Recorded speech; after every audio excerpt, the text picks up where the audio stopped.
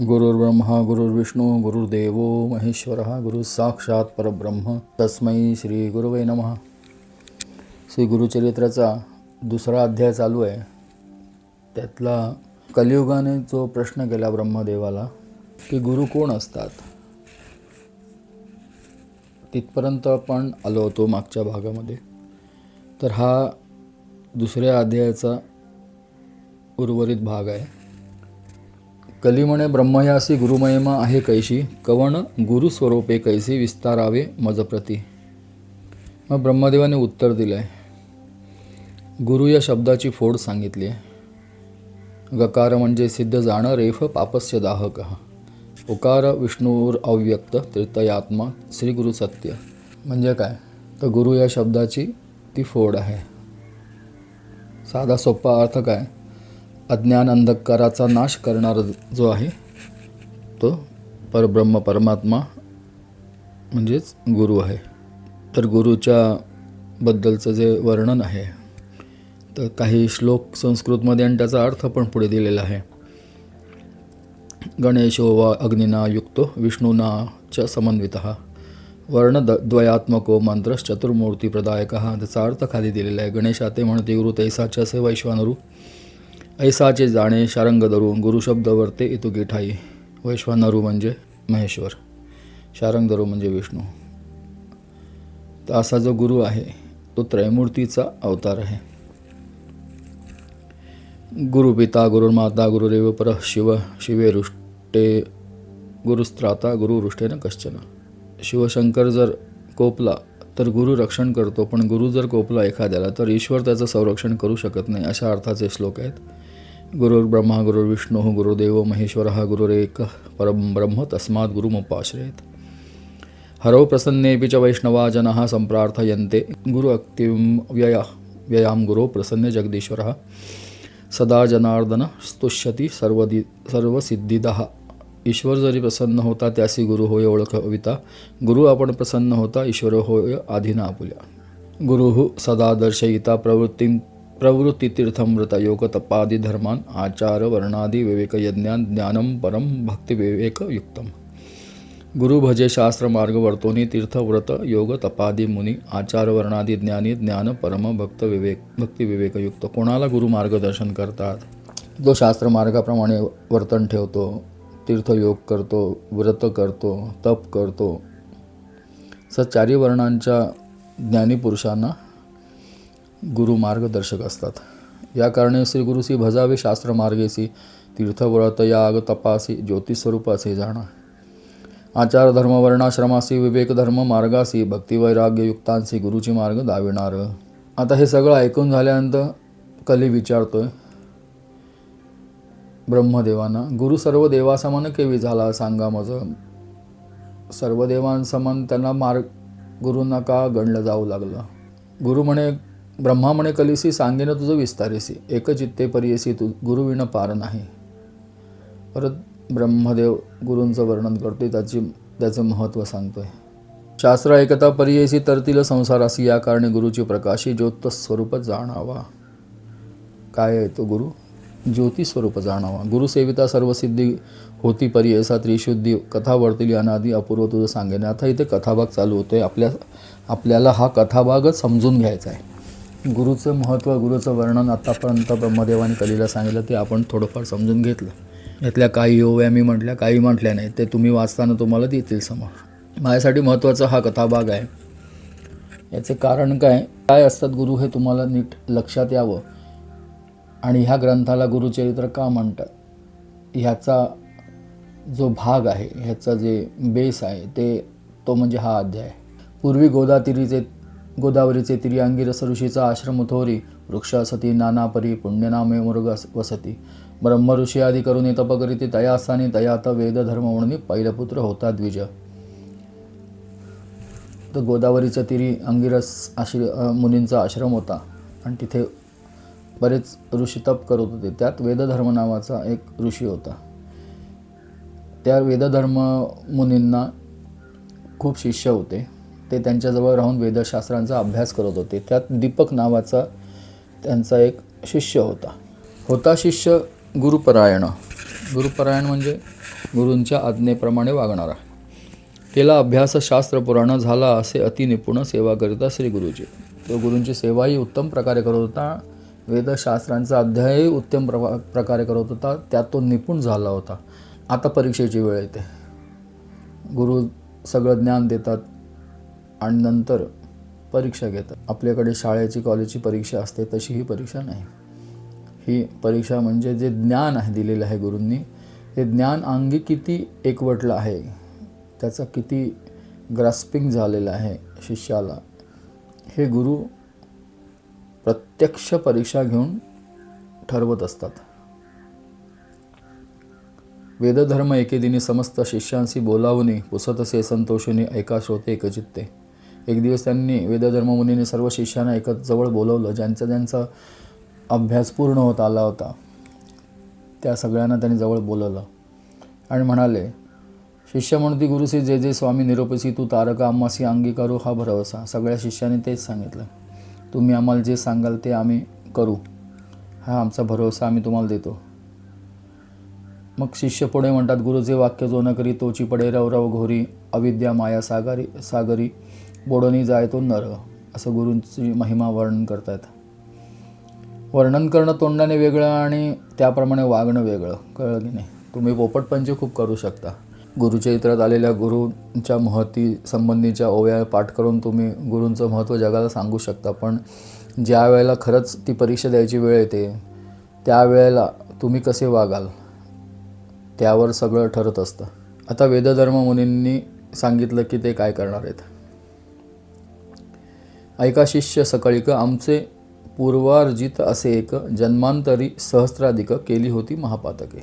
म्हणजे काय म्हणाले वेदधर्म मुनी, आमचं एक पूर्वार्जित आहे. पूर्वार्जित म्हणजे पूर्वजन्मीचं एक वाईट कर्म आहे. काही जन्मांपूर्वी आम्ही हजारो वाईट कर्म केली होती, त्याची महापातके झाली आहेत आणि ती आता भोगायची वेळ आलेली आहे. आमचे अनुष्ठानकरिता बहुत गेले प्रक्षाळिता, काही शेष असे आता भोगिल्या वाचून न सुटे जाणार. आम्ही जे तप केलं, भगवंताचं नामस्मरण केलं, तप केलं, शरीर थकवलं त्यांनी, त्याच्यामुळे बरीचशी पातके होती ती गळून गेली, विरघळली. उपासना केल्याने काय होतं, प्रारब्ध जळतं असं म्हणतात. त्याचं हे शास्त्रप्रमाण आहे. आमचे अनुष्ठानकरिता बहुत गेले प्रक्षाळिता. प्रक्षाळिता म्हणजे विरघळून गेलं, संपलं ते महापातक. काही शेष असे आता थोडंसं उरलेले ते आता भोगल्या वाचून त्याच्यातनं सुटका नाही.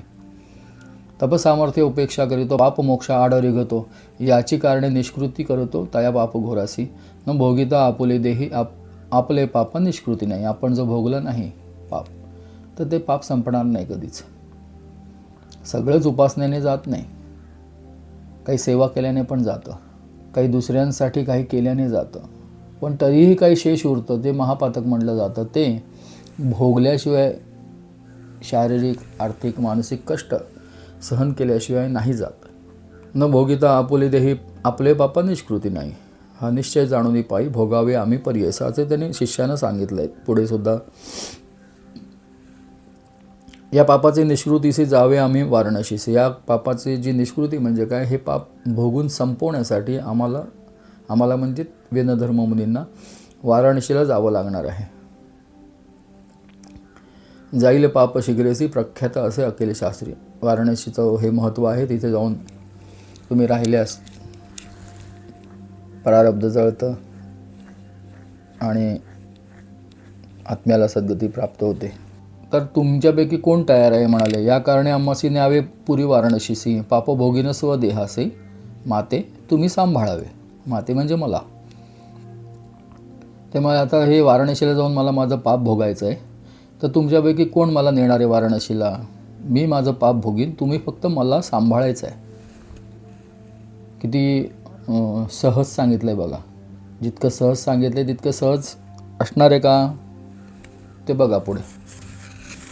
या समस्त शिष्यात कवण असे सामर्थ्यवंत, अंगीकारावे त्वरित म्हणून पुसे शिष्यांशी. कोण तुमच्यामध्ये सामर्थ्यवंत आहे जो मला सांभाळेल. तर त्या शिष्यामध्ये संदीपक म्हणजे दीपक, त्याचं असं वर्णन पुढे आलेलं आहे. नाम असे संदीपक बोलत असे अतिविवेक तया गुरुप्रती देखा. तर संदीपक नावाचा जो शिष्याचं आपण सुरुवातीला वर्णन ऐकलं, तो म्हणाला तो पुढे आला. दीपक म्हणे गुरुस पापकरिता देहनाश न करावा संग्रह दुःखाचा शीघ्र करा प्रतिकारो. गुरूंनी जे शिकवले ते त्याच्या अंगी ठसले तर तो म्हणाला पापकरिता देहनाश न करावा संग्रह दुःखाचा शीघ्र करा प्रतिकारो म्हणजे पाप भोगून आपण संपूया. वेदधर्म म्हणे त्यासी दृढ देह असता मनुष्यासी क्षालन करावे पापासी पुढती वाढे विषापरी. ज्या ज्या वेळा अंगात ताकद आहे त्या त्या वेळेला भोगून पाप संपवा.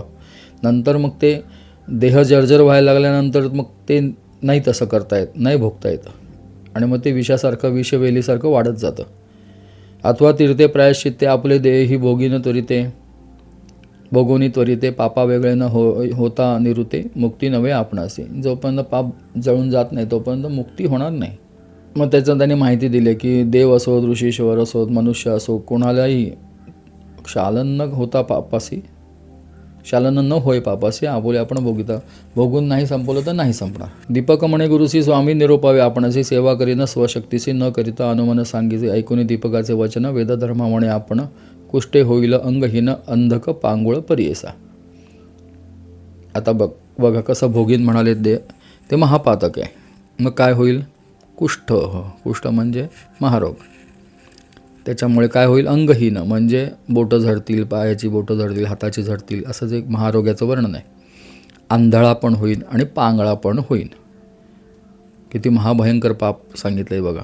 संवत्सर 21 म्हणजे 21 वर्ष. माते सांभाळावे बहुत जरी असेल दृढ व्रत अंगी करावी तुम्ही सेवा. आता ते महारोगी होणार, ते आंधळे होणार, ते पांगळे होणार आणि त्यांचा सांभाळ आपण करायचा आहे. सांभाळ म्हणजे येईल पुढे, पण तरीसुद्धा सांभाळ म्हणजे ते वृद्ध होतील, ते महारोगी होतील, म्हणजे त्यांच्या जखमांवर ना ते पू वाहील आणि ते रक्त वाहील आणि त्यांचे सगळे जे त्यांच्या शरीराची अंगाची अंगहीन होतील, ते म्हणजे बोटं झडतील, जे काय होईल. परत आंधळे होतील त्यामुळे त्यांना सांभाळून न्यावं लागेल. त्यांचं संपूर्ण अंग कुष्ठाने भरलेलं असेल तर त्या जखमा साफ कराव्या लागतील. त्याच्यावर बसणाऱ्या माशा चिलट आहेत त्यांना हाकलावी लागेल. ते पांगळे होतील त्यामुळे त्यांचा सगळा भार आपल्यावर घेऊन जावं लागेल. कल्पना दिली त्यांनी काय करावं लागेल ते बघ. तुझं जर मनाचं खंबीर असेल तरच तू ही सेवा अंगीकार. दीपक म्हणे गुरुसी कुष्टी होईना आपण हर्षी अंध होईना 21 वर्षी पाप निष्कृती करीना. दीपक त्यांच्या पुढे निघाला. दीपक म्हणजे शिष्योत्तम आहे तो काय म्हणतो, तुम्ही कशाला होताय सद्गुरू? मी कुष्ठी होईन, मी तुमचं महारोग माझ्यावर घेईन, मी अंध होईन 21 वर्षी आणि तुमच्या पापाची निष्कृती मी करेन, ते मी भोगून संपवीन. आपण वृद्ध झाला, आता आपण गुरु आहात तर मी शिष्य म्हणून माझा काय उपयोग? तुम्ही जर हे सगळं भोगून संपवणार म्हणताय आणि तुम्ही जर हे भोगणार असाल तर मला त्याच्यात काय आनंद आणि मी काय सेवा करणार तुमची? त्याच्याऐवजी असं करूया, हे सगळं पाप मी माझ्या अंगावर घेतो आणि मी भोगून संपवतो. 21 वर्ष नुसती कल्पना करा, तो तरुण आहे. तरुण म्हणजे आता तारुण्यात पदार्पण करतोय. काय काय स्वप्न असतात तारुण्यात पदार्पण करणाऱ्या लोकांची, नुसतं डोळ्यासमोर आणा. त्यावेळेला तो म्हणतो 21 वर्ष. त्यावेळेला त्याचं जे काय वय असेल, आपण धरूया 15-16 वर्षाचा असेल किंवा 17 वर्ष, त्याच्यामध्ये 21 वर्ष ॲड करा. ॲड केल्यानंतर किती होतील सांगा? 21 आणि 10 31 आणि 5 36 म्हणजे 40 वर्षाच्या जवळपास झाल्यानंतर तो त्याच्यातनं सुटणार. म्हणजे तारुण्य गेलं नाही का? ऐकून शिष्याची वाणी संतोषाला वेदधर्ममुनी सांगत असे विस्तारोनी तया पाप लक्षणे. त्याचं ते बोलणं ऐकून गुरूंना ही खात्री पटली, हा खरा शिष्योत्तम आहे. पण तरी ते काय म्हणाले, या आपले पाप आपणासी ग्राह्य नवे पुत्र शिष्यासी न भोगिता स्वदेहासी न वेचे पाप परियेसा. गुरु काय म्हणाले, आपले पाप आपण भोगायचं. ग्राह्य नवे पुत्र शिष्यासी, पुत्राने किंवा शिष्याने भोगून ते संपवायचं नाही. आपलं पाप आपण भोगून संपवायचं. कर्म कोणी केलं? आपण केलं. मग इतरांनी का भोगायचं? नाही, असं चालत नाही शास्त्रामध्ये. या कारणे आपण देखा भोगीन आपुले पाप दुःखा सांभाळी मजतू संदीपका 21 वर्षापर्यंत. अर्थ कळला असेल. जे पीडिती रोगे देखा. आता इथे शास्त्रवचन बघा, ज्यांना स्वतःला रोग होणार आहेत, आजारी पडणार आहेत, पांगळे होणार आहेत, त्यांच्यापेक्षा जास्त कष्ट कोणाला असतात? प्रतिपाळणारासी कष्ट अधिका, जो त्यांचा सांभाळ करणार त्याला कष्ट अधिक असतात. मज होनी संदीपका, तू ते कष्ट अधिक जाणा. मला नुसतं ते अंगहीन व्हायचं आहे, ते शरीराला ते हे पडणार आहेत, ते कष्ट होणार आहेत, ते मला भोगायचं, पण माझ्यापेक्षा जास्त कष्ट तुला होणार आहेत, कारण तुला मला सांभाळायचं आहे. मी माझं काही व्यवहार करू शकणार नाही आहे. तया पुरी जाणं पापा वेगळा होईन, आपण शाश्वत पद पावेन तुझं करता शिष्योत्तमा. ही लालूच पण दाखवली बघा. गुरु असं सगळं सहजपणे सांगत नाहीत बरं का. तिथे म्हणाले 21 वर्ष मी ते पाप भोगीन, तू मला सांभाळ आणि मग तुझ्यासाठी मी शाश्वत पदाची मागणी करेन देवाकडे. शाश्वत पद म्हणजे ध्रुवाची कथा आठवा तुम्ही. दीपक म्हणे गुरुसी अवश्य नेईन पुरी काशी, सेवा करीन 21 वर्षी विश्वनाथासम तुमची. काही हरकत नाही म्हणाले, मी तुम्हाला घेऊन जातो काशीला, तिथे तुमचे मी 21 वर्ष सेवा करेन. तुम्हालाच विश्वनाथ, काशी विश्वनाथ म्हणजे शिवशंकर, तुम्हाला साक्षात शिवशंकर मानून मी तुमची सेवा करेन. मणिकर्णिका उत्तरदेशी कंबळेश्वर सन्निधेसी, राहिले तेथे परी येसी गुरु शिष्य दोघेजण. कंबळेश्वराच्या सन्निध मणिकर्णिका घाट जो आहे त्याच्या जवळपास तिथेच वास करून राहिले गुरु शिष्य. स्नान करून मणिकर्णिकेसी पूजा करीती विश्वनाथासी, प्रारब्ध भोग त्या गुरुसी भोगित होता तयास्थानी. आता पुढचं वर्णन आहे, मी त्या ओव्या वाचतो तुम्हाला कळेल. कुष्ठरोग झाला बहुत अक्षयहीन अति दुःखित, संदीपक सेवा करिता अतिभक्ती करून या. व्यापिला देह कुष्ठे भोवत, कृमी पडे रक्त, दुःखे व्यापला अत्यंत, अपस्मारी झाला जाणं. आपण मग अशी ऐकलं, महारोगाने शरीर व्यापल्यामुळे रक्त पडत होतं जिकडे तिकडे, त्याच्यात कृमी म्हणजे किडे वळवळत होते आणि खूप त्यांना त्रास होत होता. आणि त्याच्यामुळे अपस्मारी म्हणजे सारखं त्यांना फिट आल्यासारखं व्हायचं, दुःखाने ते जड व्हायचं सगळं. भिक्षा मागून संदीपक गुरुसी आणून देत नित्यक, करी पूजा भावे एक विश्वनाथ स्वरूप म्हणत असे. भिक्षा मागून आणायचे दीपक आणि नित्य गुरूंना भिक्षा द्यायची, त्यांची सगळी सेवा करायची, त्यांचे जखमा धुवायच्या, त्यांची पूजा पण करायची. विश्वनाथ स्वरूप म्हणत असे. साक्षात परमेश्वर आहे, काशी विश्वनाथ आहे समजून तो त्यांची सेवा करत होता. रोगे करून पीडिता नरू, साधुजन होती क्रूरू, तोची देखा द्विजवरू होय क्रूर एखाद्या वेळी. रोगाने आपल्याला जेव्हा शरीर जर्जर होतं ना, तेव्हा माणसाला राग अनावर व्हायला लागतो. आपल्याला आपल्या दुःखाचा सुद्धा राग यायला लागतो. मग तो राग आपण कोणावर काढतो? स्वतःवर काढण्याच्या ऐवजी आपण समोरच्यावर काढायला सुरुवात करतो. घरातल्या व्यक्तींवर काढतो, बायकोवर काढतो, नवऱ्यावर काढतात, आई वडील, सासू सासरे, नातेवाईक, सगळ्यांवर राग काढायला सुरुवात होते. हे तर स्वतः कोण होते? साधू होते. त्यांनाही मानवी देह धारण केल्यानंतर मानवी वृत्ती ज्या आहेत त्या असतातच अंगात. त्यामुळे कधी ते चिडायचे. भिक्षा आणिता एखाद दिवशी न जेवे श्री गुरु कोपेसी, स्वल्प आणले म्हणून क्लेशी सांडून देतो भूमीवरी. मग परीक्षा बघायला सुरुवात झाली. कधी भिक्षा आणून दिली तरी गुरु जेवत नसत. कमी आणलंस असं सांगून त्याच्या अंगावर ओरडायचे. कधी ते अन्न फेकून द्यायचे, मला नको म्हणून सांगायचे. येरे दिवशी जाऊन शिष्य आणि अन्ने बहुवस, मिष्टान्ने न आणि म्हणून क्लेश करिता झाला परियसा. कधी चांगले गोडधोडाचं आणत नाही, मी तेच डाळ भात आणतोस म्हणून कधी रागवायचे. हे सर्व घेतलेलं रूप आहे, हे लक्षात ठेवावं. परोपरीचे पक्वान्न का नाणशी म्हणे, जाणं कोपे मारू येता आपण शाखा परोपरी मागत असे. जितुके आणि मागून या सर्वस्वे करीत असे वाया, कोपे देत शिविया परोपरी परियेसा. बरेच वेळा ते आणलेलं अन्न ते फेकून देत, शिव्या द्यायची त्याला. चांगलं अन्न, गोडधोड अन्न नाही आणत आहेस, काही आपलं उगाच आणायचं म्हणून भिक्षा मागून आणतोस आणि मला जेवायला वाढतोयस. कधी असंही व्हायचं की माया करायचे त्याच्यावर, म्हणे ताता ज्ञानराशी मज निमित्त कष्टला असे शिष्यार्या शिका म्हणे. म्हणजे त्या वागण्याचा एक असा काही हे नव्हतं की नेहमीच ते रागवत होते का, नेहमीच त्याला शिव्या घालत होते का, असं नाही. त्यांनी ते दोन्ही ठेवलं होतं. कधी त्याचं लाडही करायचं. आता इथे लाड केल्यामुळे काय होतं? अहंकार होतो. त्या अहंकाराची परीक्षा असते. शिव्या दिल्या आणि रागवल्यामुळे आणि सारखं केल्यामुळे माणूस कंटाळतो की काय एवढं मी सगळं करतोय सेवा, तरी गुरु माझ्यावरच खेकसत आहेत, आणलेलं अन्न वाया घालवत आहेत, जेवत नाहीत, मग परत मला जाऊन भिक्षा मागून आणावी लागते. माझ्या हातात आहे का? भिक्षा घालणारे जे भिक्षा घालतील ते मला घेऊन यायचं ना. मी माझ्या सद्गुरूंना हवं म्हणून मी मिष्टान्न कसं काय मागू शकतो? आणि मी मागीन, समोरच्याने घालायला नको का भिक्षा, असं म्हणून एखादा कंटाळून निघून जाईल. ती ही परीक्षा आहे. मग कधी कधी त्याला ज्ञानराशी म्हणायचे, तू माझ्यासाठी किती कष्ट, तोच म्हणून त्याच्या डोक्यावर मायेने हात फिरवायचे. इथे काय होऊ शकतं? अहंकार येऊ शकतो. सवेची म्हणत वचने क्रूर, माते गांजिले अपार, तू आमुचे विष्ठामूत्र क्षणक्षणात होत नाही. कधी कधी रागवायचे, तुझ्यामुळे मला त्रास होतो म्हणायचे. म्हणजे तो सेवा करत होता दीपक. म्हणायचं तुझ्यामुळे मला त्रास होतो, तू माझ्या जखमायच्या वेळोवेळी धुत नाहीस, म्हणून मला ज्या त्या कृमी होतात, ते मला चावतात, ते मला माशा बसतात अंगावर, रक्त वाहत असतं, मला कंटाळा आला आहे माझ्या जीवनाचा, आणि तू क्षणाक्षणाला धूत पण नाहीस. ते खाता ती मज मक्षिका कान निवारीसी संदीपका, सेवा करिता म्हणे ऐका भिक्षा नाणेशी म्हणत असे. सारखं त्याला बोलत राहायचं. या कारणे पापगुण ऐसेची असती जाणावं, खोटं वाक्य निर्गुण पाप म्हणून जाणावे.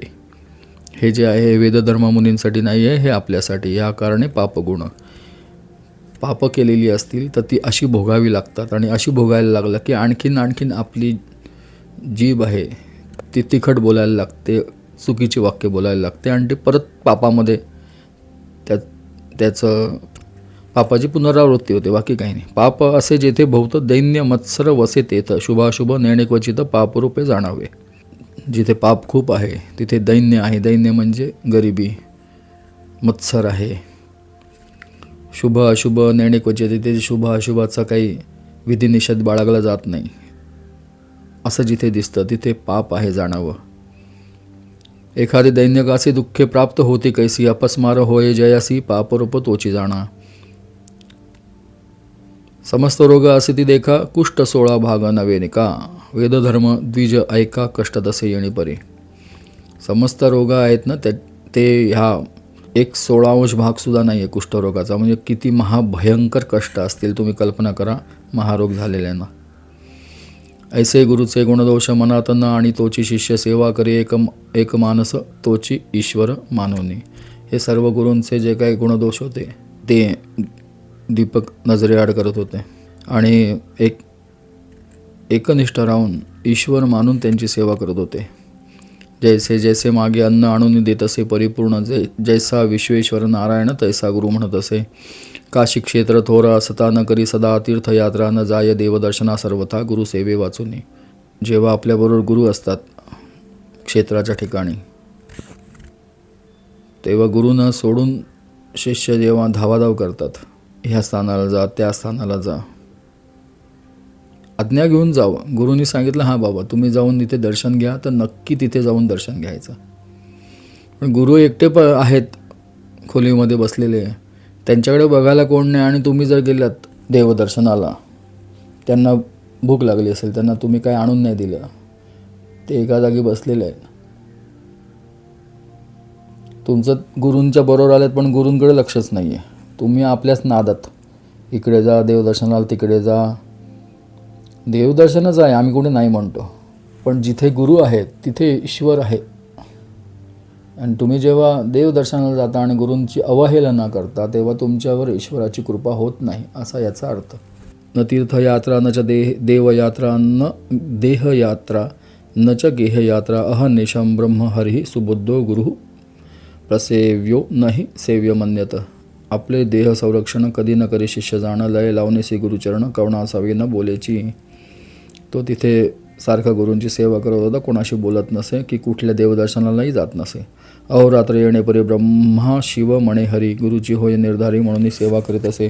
गुरु बोले निष्ठुरेसी, आपण मनी संतोषी, जे जे त्याचे मानसी पाहिजे तैसे वर्तत असे. वर्तता येणे परी देख, प्रसन्न होणे पिनाक, उभा येऊन सन्मुख वर माग म्हणत असे. आता इथे सुरुवात झाली बघा. म्हणजे गुरुनी परीक्षा घेऊन झाली आहे, आता ईश्वर परीक्षा घेणार आहेत.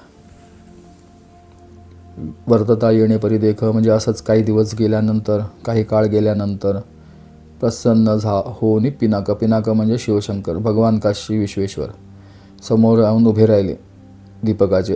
अहो गुरुभक्त दीपका, महाज्ञानी कुलदीपका, तुष्टलो तुझे भक्तीसी ऐका, प्रसन्न झालो माग आता. समोरून उभेच राहिले. गेले होते का दीपक काशी विश्वेश्वरांना दर्शनाला? नाही गेले. काय करत होते? आपल्या गुरूंनाच काशी विश्वेश्वर मानून त्यांची सेवा करत होते. त्यांच्या सेवेवर प्रसन्न होऊन साक्षात काशी विश्वेश्वर त्यांच्या समोर येऊन उभे राहिले आणि म्हणाले, वर माग माझ्याकडे. तुष्टलो तुझे भक्तीसे ऐका प्रसन्न झालो मागा आता. दीपक म्हणे, ईश्वरासी हे मृत्युंजय व्योमकेशी न पुसता आम्ही गुरुसी न वर न घे सर्वता. काय म्हणाले दीपक? हे मृत्युंजय व्योमकेशी, व्योमकेशी म्हणजे परत भगवान शिवशंकर. गुरूंची आज्ञा न घेता मी वर नाही घेऊ शकत. गुरूंना विचारीन, त्यांनी सांगितलं हां घे वर विश्वेश्वराकडनं, तरच तुम्हाला वर दे. म्हणून गेला गुरुपासे विनवित असे तयासे विश्वनाथा आम्हासे प्रसन्न होऊन आलासे. निरोप झालिया स्वामीचा मागेन उपशर्म व्याधीचा. वर होता सदाशिवाचा बरवे होईल म्हणत असे. काय मागणार होतं ते? गुरूंकडे गेले, म्हणाले असं असं भगवान शिवशंकरांनी उभे राहिले तर वर माग म्हणतात. जर तुमची आज्ञा असेल तर मी तुमच्या ह्या व्याधीचा, ह्या जी तुम्हाला सगळा महारोग झाला आहे आणि जे सगळे त्रास होत आहेत ह्याचा उपशम म्हणजे ह्याच्यातनं मी तुम्हाला बरे करण्यासाठी वर मागू का सदाशिवांचा? त्यांनी दिला वर तर तुम्ही बरे व्हाल. म्हणजे वर स्वतःसाठी नाही होते मागणार, गुरूंसाठी मागत होते. ह्याला गुरुसेवा म्हणतात, ह्याला शिष्यभाव म्हणतात. शिष्य असावा सापेक्ष. ऐकून या शिष्याचे वचन बोले गुरु कोपायमान. माझे व्याधीनिमित्त जाण नको प्रार्थू ईश्वरासी. गुरु आणखीन वरती म्हणाले, मला रागावले, माझ्या व्याधीसाठी ईश्वराला प्रार्थू नको. भोगिले वाचून पातकासी निवृत्ती नवेगा पर्ययसी. जन्मांतरी बाधिती निश्चयसी धर्मशास्त्री असे जाणं. भोगल्या वाचून मला त्याची निष्कृती होणार नाही. उगाच कोणाला देवाला वगैरे त्रास देऊ नको. मुक्ती अपेक्षा ज्याचे मनी तेणे करावे पाप धुणे. शेष राहता निर्गुणी विघ्न करतील मोक्षासी. आत्ता ते बरं करतील आणि नंतर मुक्तीच्या वेळेला मला ते आडील की हे भोगला नाही अजून तू. ऐशया परी शिष्यासी गुरु सांगे पर्यसी. निरोप मागुनी श्री गुरुसी गेला ईश्वरा सन्मुख. गुरूंचा निरोप घेऊन भगवान शिवशंकरांच्या समोर जाऊन दीपक उभे राहिले. जाऊनी सांगे ईश्वरासी न लगे वर आपणासी. न लगे म्हणजे मला नको वर तुझा. नये गुरुचे मानसी केवी घेऊ म्हणत असे. माझ्या गुरूंची आज्ञा नाही, नको मला वर. त्यांच्या आज्ञेच्या व्यतिरिक्त मला वर नको. मी नाही घेऊ शकत. विस्मय करून व्योमकेशी गेला निर्वाण मंडपासी. बोलावून समस्त देवांशी सांगे वृत्तांत. विष्णूपुढे निर्वाण मंडपासी म्हणजे भगवान विष्णूंसमोर गेले आणि सांगायला लागले. काय सांगितलं? श्री विष्णू म्हणे, शंकराचं कैसा गुरु कैसा शिष्य कोठे त्यांचा रहिवास सांगावे माझं निर्धार आहे. मग भगवान विष्णूंनी पूर्ण सगळं काय काय घडलं ते विचारलं. सांगे ईश्वर विष्णूचे आश्चर्य देखील पर्ययसी. दीपक शिष्य निश्चयसी गुरुभक्त असे जाणा. गोदावरी तीरवासी वेदधर्म म्हणजे तापसी. त्याची सेवा अहर्निशी करीतो भावे एकचित्ते. नाही त्रिलोकी देखील कोणी गुरुभक्ती करणार निर्गुणी. त्या ते देखुनी माझे मनी अतिप्रीती वर्तते. असा कोण माझ्या बघण्यात आला नाही शिष्य आत्तापर्यंत. त्रैलोक्यात असा दिसला नाही मला. वर देईने म्हणून आपण गेलो होतो त्याजवळ जाणं. गुरुचा निरोप नाही म्हणून न घे वर पर्यसा. गुरुचा निरोप नाही, आज्ञा नाही म्हणून वर घ्यायला पण तो तयार नाही. तन मन अर्पुनी श्री गुरुसी सेवा करीतो संतोषी. त्रैमूर्ती म्हणून गुरुसी निश्चय भजतसे.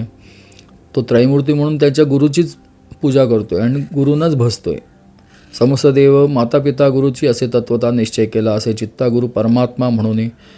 गुरुना तो परमात्मा समजतोय. किती म्हणून वर्णुते असी अविद्या अंधकारासी. छेदिता दीपक पर्ययसी कुलदीपक नाम सत्य. काय किती त्याचं वर्णन करू, किती त्याची स्तुती करू मी. अविद्या अंधकारासी छेदिता दीपक पर्ययसी कुलदीपक नाम सत्य. खरंच तो कुळाचा दीपक आहे. धर्मज्ञान सर्व एक गुरुची म्हणे कुलदीपक. चरण सेवा मनपूर्वक करीतो गुरुची भक्तीने. धर्म ज्ञान सर्व एक गुरुची म्हणे कुलदीपक. आणि गुरूंची गुरुसेवा म्हणजेच सगळं धर्म आहे, सगळं ज्ञान आहे, सगळं ईश्वर सर्वत्र माझा गुरु आहे अशा या भावनेने तो माझी सेवा करतोय. माझी म्हणजे गुरूंची सेवा करतोय. इतुके ऐकून शारंगधरू पहावाया गेला शिष्य गुरु. त्यांचा भक्तिप्रकारू पाहिता येवेळी सांगितले विश्वनाथे. त्याहून दिसे अनेक तेथे संतोषोनी दीपका. ते म्हणे विष्णुपर्यसा. भगवान शिवशंकर परत आल्यानंतर भगवान विष्णूंनी परीक्षा घ्यायचं ठरवलं आणि ते जाऊन समोर उभे राहिले. जे काही भगवान शंकरांनी त्यांना सांगितलं होतं त्याच्यापेक्षा खूप जास्त प्रखर तेज असं त्यांना तिथे तेजस्वी असं काही त्यांना दिसलं. दीपक म्हणे विष्णूसी. काय भक्ती देखून आम्हासी वर देतोसी पर्ययसी. कवण कार्य सांग मज. लक्ष कोटी सहस्रवर्षी तप करीती अरण्यवासी. त्यासी करीतोसी उदासी वरन देसी नारायण. दीपकाने विष्णूला विचारलं, काय भक्ती मी तुझी केली म्हणून तुम्हाला वर द्यायला आल्यास. लक्ष कोटी सहस्र वर्ष तुझी तपस्या तुझ्या नावाची तपश्चर्या करत अरण्यवासी राहतात, त्यांनाही तू वर देत नाहीस आणि मला का द्यायला आलायस? मी तरी तुझं भजत नाही, तुझे नाम स्मरत नाही, बलात्कार्य येऊनी पाय केवी देशी वर माझं. मी तुला भजत नाही, मी तुझी भक्तीही करत नाही, मी तुझं नावही घेत नाही, नामस्मरण करत नाही, तुझं जप तप काही तुझ्या बाबतीत करत नाही, तर तू बलात्कार्य म्हणजे तू तरी जबरदस्तीने मला का वर द्यायला आलायस? ऐकून दीपकाचे वचन संतोषाला नारायण सांगत असे विस्तारून तया दीपका प्रति देखा. त्याचे हे भाषण म्हणजे तो जे काही बोलला ते ऐकून भगवान विष्णू अतिशय प्रसन्न झाले आणि ते त्याला म्हणाले, गुरुभक्ती करीसी निर्वाणीसी, म्हणून आम्ही झालो संतोषी. जे भक्ती केली त्वा गुरुची, तेची आम्हासी पावली. तुझी गुरुंची भक्ती करतोयस, निर्वाणीसी म्हणजे तू एक दुसरं काही तुला आयुष्य तू ठेवलंच नाही, गुरुभक्तीला तू स्वतःला एवढं वाहून घेतलेस, त्याच्यामुळं आम्हाला संतोष झाला. आणि तू जी गुरुभक्ती केलीस तीच आम्हाला पावली. तू माझी सेपरेट म्हणजे माझी परत वेगळी भक्ती करायची गरज नाही आहे. गुरूंची सेवा हीच माझी पूजा आहे. जो नर असेल गुरुभक्त जाण, तोची माझा जीव प्राण, त्यासी वश्य झालो आपण, जे मागेल ते देतो तया.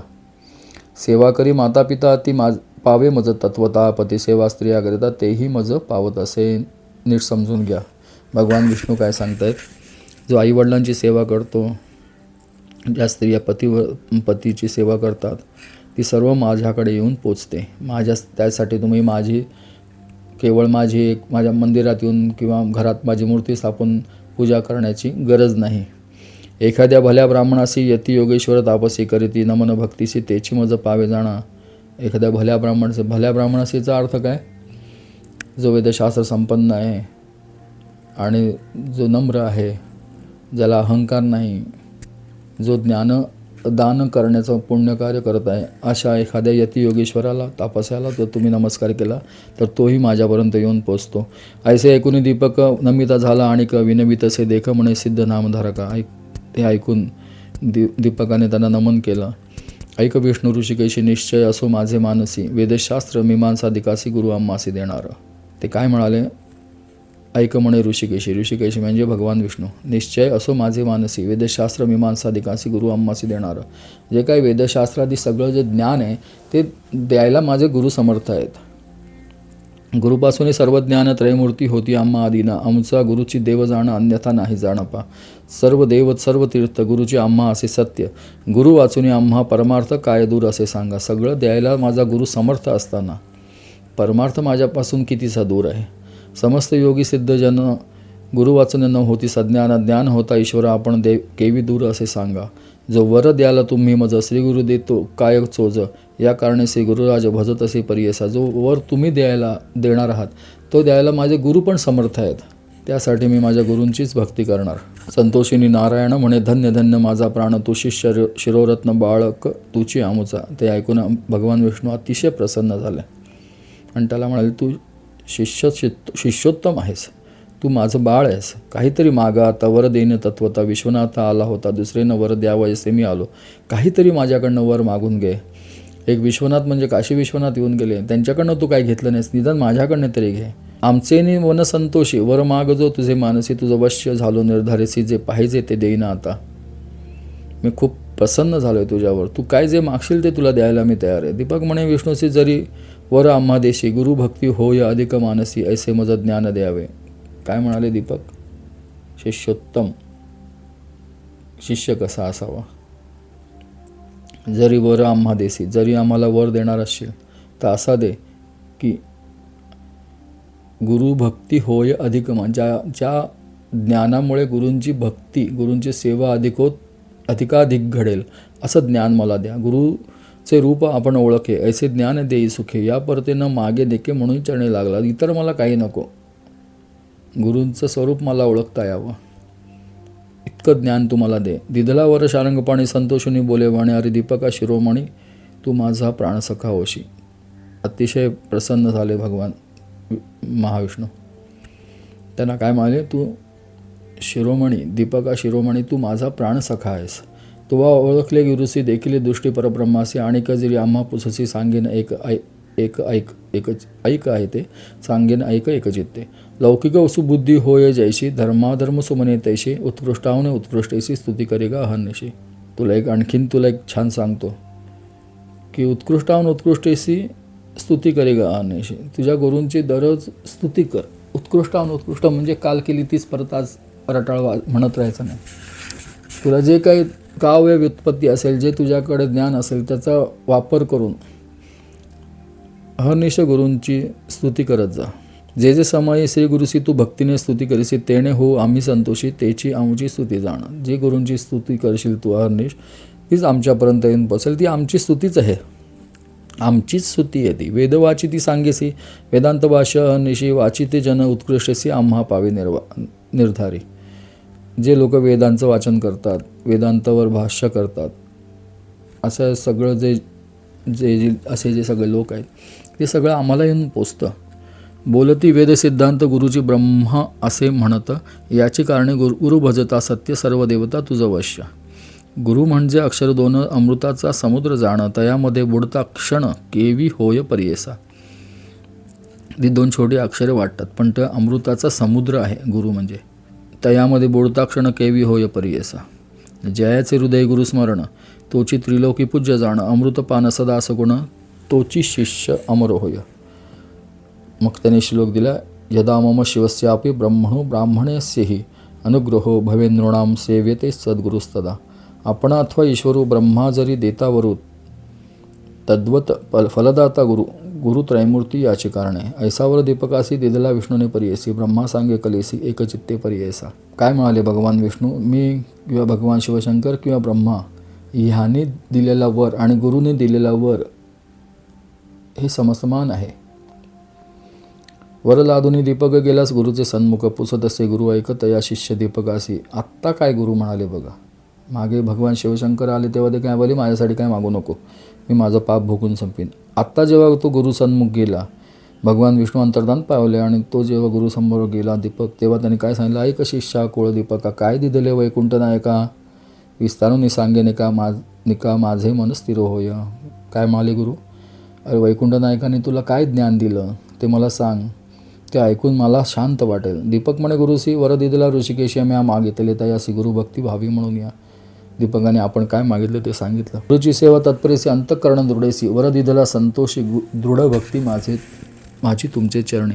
मी गुरुसेवा कशी करावी ते विचारलं त्याने, ते ज्ञान त्याने मला दिलं. त्याच्यामुळे आता मी दृढ अंतःकरणाने तुमची सेवा करेन. संतोषीने श्री गुरु प्रसन्न झाला साक्षात्कारू, जीवित्वे होय तू स्थिरू काशीपुरी वास करी. संतोषीने श्रीगुरु प्रसन्न झाला साक्षात्कारू. आता सद्गुरू प्रसन्न झाले. जीवित्वे होय तू स्थिरू काशीपुरी वास करे. जीवित्वे होय तू स्थिरू म्हणजे त्याला वर दिला त्यांनी, जोपर्यंत तू आहेस. जीवित्वे होय थोरू याचा अर्थ दीर्घायुष्य हो आणि काशीपुरीत वास कर, असं त्याला आशीर्वाद दिला. तुझे वाक्य सर्वसिद्धी, तुझे घरी नवनिधी, विश्वनाथ तुझे स्वादी म्हणे गुरु संतोषीने. तुझे वाक्य सर्वसिद्धी, तुझे म्हणशील ते होईल. तुझे घरी नवनिधी म्हणजे अष्टैश्वर्य तुझ्या घरी नांदतील, तुला कधीच काही कमी पडणार नाही.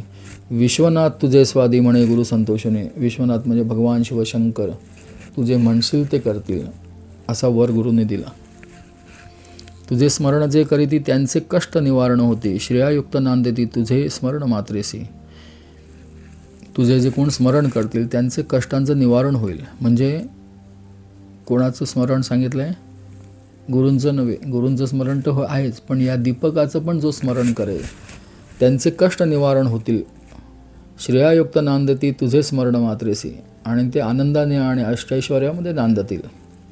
येणेपरी शिष्यासी प्रसन्न झाला परियेसी, दिव्य देह झाला तत्क्षणेसी, झाला गुरु वेदधर्म. असं म्हणताच त्यांचा देह दिव्य देह झाला, म्हणजे सगळा रोग आणि सगळं नाहीसं झालं आणि ते पूर्णपणे पूर्वीच्या आपल्या रूपात प्रकट झाले. कोण? वेदधर्म ऋषी. शिष्याचा भाव पाहावयाचा कुष्टी झाला महाक्लेश, तो तापसी अति विशेषक त्यासी कैसे पाप पर आहे.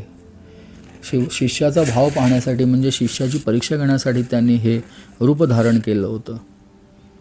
ते खूप काळापासूनचे तापसी होते, त्यांना कसलं पाप. लोकानुग्रह करावयासी गेला होता पुरी काशी, काशी क्षेत्र महिमा ऐसी पाप जाय सहस्र जन्मीचे. इथे एक प्रिन्सिपल आहे बघा. जेव्हा असे अधिकारी व्यक्ती जे असतात, पारमार्थिक अधिकार ज्यांचा मोठा आहे, ते जेव्हा तीर्थक्षेत्री जात असतात ते लोकानुग्रह करावयासी. लोकानुग्रह म्हणजे तिथे येणाऱ्या काही लोकांचं भाग्य उदयलेलं असतं, त्यावेळेला त्यांची सेवा मोठी असते, त्यांच्यावर अनुग्रह करण्यासाठी अशा अधिकारी व्यक्ती जात असतात क्षेत्राला. आणि काशी क्षेत्र महिमा ऐसी पाप जाय सहस्रजन्मेचे. आणि काशी क्षेत्राचं हे महात्म्य आहे की सहस्र जन्मांचं पापाची निष्कृती होते. तर या काशीनगरात धर्म अथवा अधर्मरत वास करीती क्वचित त्यासी पुनर्जन्म नाही जाणा. सुत म्हणे ऋषेश्वरासी येणे प्रकारे कलिसी सांगे ब्रह्मापरी येसी शिष्य दीपक आख्यान. काशीचंही महत्त्व सांगितलं आहे. आणि अशा प्रकारे ब्रह्मदेवाने कलीला वेदधर्मा मुनी आणि दीपक ह्यांचं गुरुशिष्याचं आख्यान सांगितलं. सिद्ध म्हणे नामकरणे दृढ मन असावे याची गुणी तरीच तरेल भवानी. गुरुभक्ती असे येणे विधी.